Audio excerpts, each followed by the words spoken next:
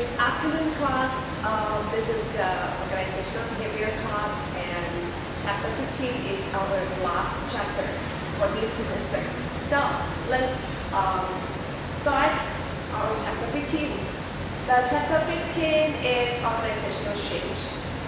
So, as shown you on the screen here, and this one is about the change at scientific. The whole story already indicated in the textbook, so you can read through by yourself. It's not that hard, so the conclusion is already shown here on the screen, and in the information that I already uploaded for you in our Facebook group, so you can take a look in there also. This slide is showing you the force field analysis model. The force field analysis model is highly respected model of change developed by the social psychologist named Kurt Lewin. And one side of the force field model represents the driving force right here. And the driving force is push organization toward change. The driving force push organizational toward change, and it includes external force such as the new competitors, the new technologies, like that.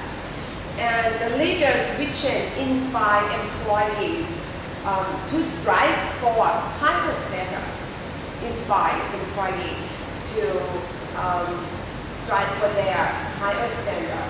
So that's the driving force. And on the other side, the restraint forces.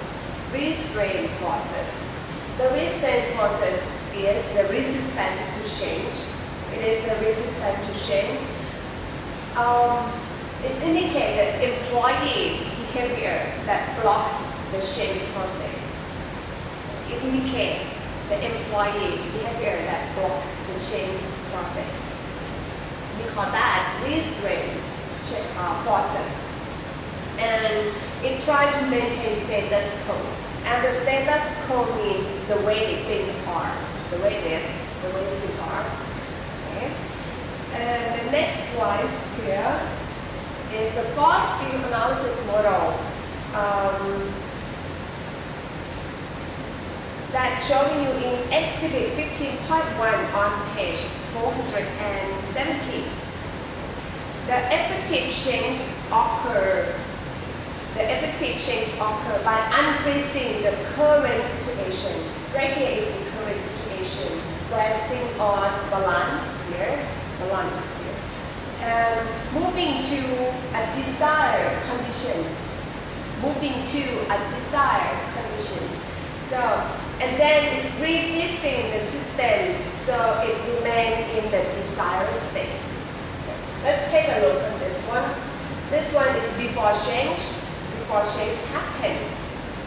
And the driving force and restraint force are equal power or balance. Then at this point, we call it unfreezing, producing imbalance between driving force and the restraint force. The unfreezing producing the imbalance or disequilibrium between the driving forces and restraint forces. Then the stability state means when driving and resisting forces are lovely balanced again.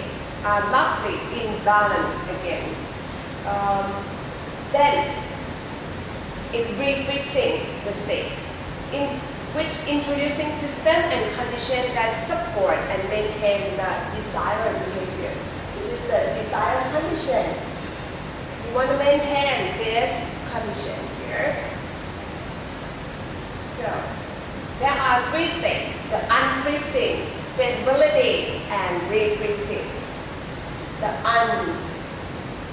unfreezing, stability, and refreezing state. Okay, 3 stages of the force field analysis model. On this slide, showing you understanding resistance to change. Understanding resistance to change. There are many forms of resistance, such as complaint, overt work stoppage or absenteeism, overt work stoppage or absenteeism. Another form of resistance is passive non-compliance or non-compliance, which means not obeying a rule or a law in the organization. Or sudden resistance is much more common than overt resistance. The sudden resistance is much more common than the overt resistance. The sudden resistance means something mysterious, something that you're not quite sure about it. And the overt resistance means the obvious resistance that you see is clearly. So the sudden resistance here is more difficult to address because it's not so obvious. And real resistance as task conflict. Resistance as task conflict. It is the resistance signal that A, the employee are lack of readiness for change, or B, the change strategy should be revised, or B, the change strategy should be revised. And the third part here, when we view resistance as a form of voice,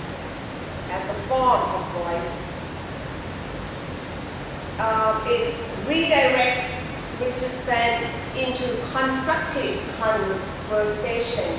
Constructive conversation.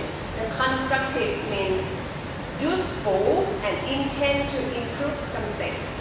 The constructive means useful and intend to improve something.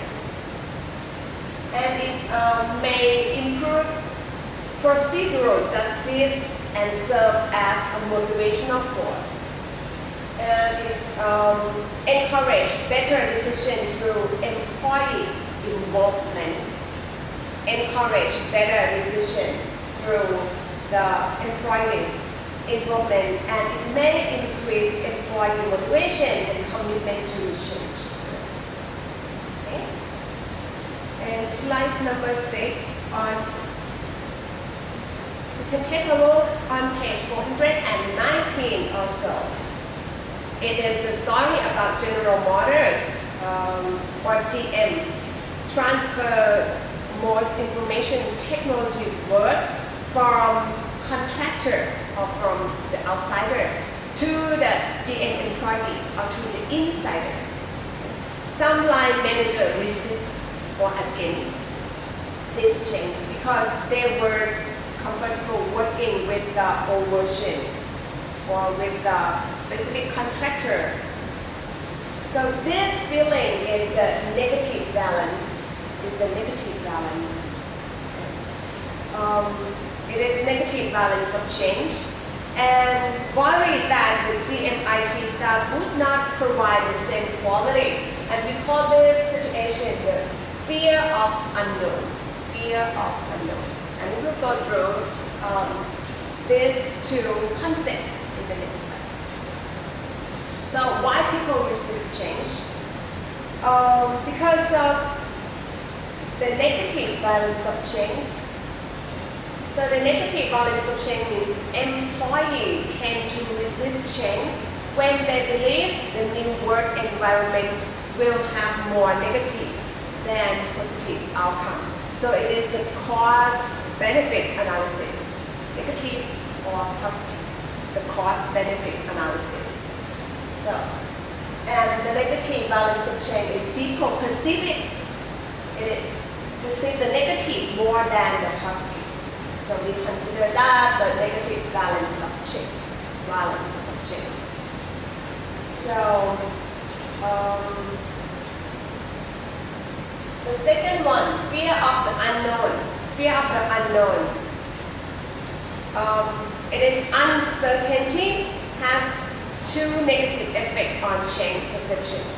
Fear of unknown.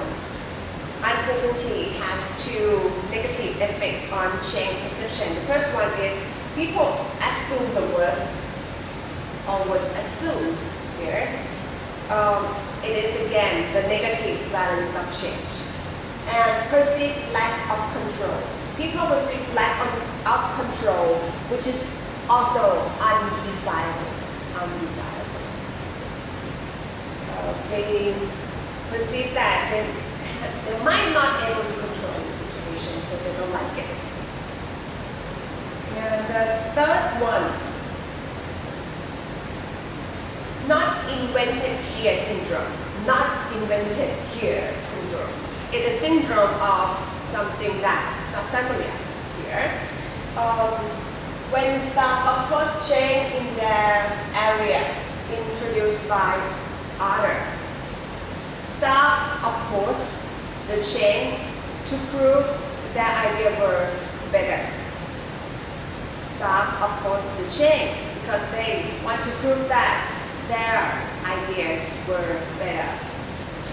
And most common among employees who are usually responsible for the expertise or the initiative.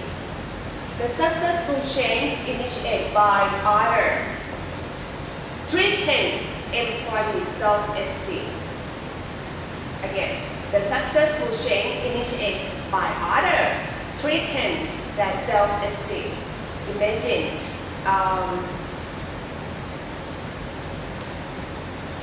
if you are Thai, for example, and then there are a girl from Japan, and she changed her nationality to Thai in order to compete the Olympic as Thai people, but actually she is Japanese girl. That's the example of the feeling of self-esteem. For Thai people, they might feel like, oh, why we need someone else to compete the Olympic for us? Is the example, so you think about that. Okay. The next one, number 4. Breaking routines. In breaking routines, people resist change that break routines and habits, which is their comfort zone. And breaking routines require time or effort to learn new routines and role patterns. People think it will require time and effort to learn the new routines and role patterns. So they don't want to do things. They're familiar with the old version and they're happy with the old version and they think the old version fine for them, so they resist changing because it's breaking the routine. And number 5, incongruent team dynamic. Existing team norms contrary to desired change. The contraries mean conflicting. Existing team norm conflicting to the desired change. Conflicting. Number 6, incongruent organizational system. Incongruent organizational system. The old system or the old structure reinforce status quo. And in the incongruent organizational system include reward, information system, pattern of authority, career path, selection criteria, which are good for the organization when applying those properly, when you apply it properly. So that's the summary for the idea to answer why people resist change. And in this slide, creating an urgency for change. Well, this one indicates in page 421. It is about unfixing, changing, and refixing. This slide is about the concept of creating an urgency for change. So, inform employee about driving force. Okay. Creating an urgency and urgency of change means you inform employee about driving forces, such as competitors, changing consumer trends, changing government regulations. Okay. And it's most difficult to change when organizational is doing well. Okay. So it's difficult to change if they are doing well. And the customer driven change here, such as the customer driven change reviews problem and consequence of inaction, such as dissatisfied customer describe why company's products are inferior.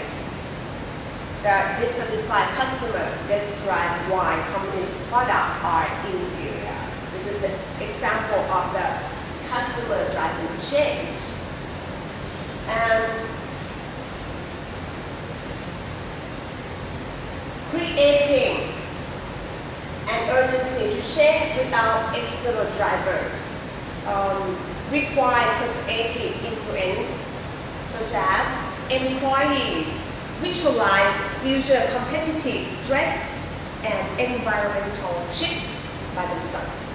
Okay, they visualize future competitive threats and environment shift by themselves. So it requires persuasive influence like that. And this one, use positive vision of future. It is a positive vision of future. So it makes current situation less appealing rather than threat. So it use positive vision better than threat. So make current situation less appealing. The next slide. This one is from page 423. You may need to take a look at exhibit 15.2 on page 423.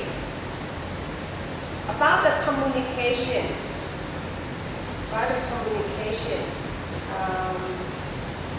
It is the highest priority and first strategy for change and main benefit. Let me check here.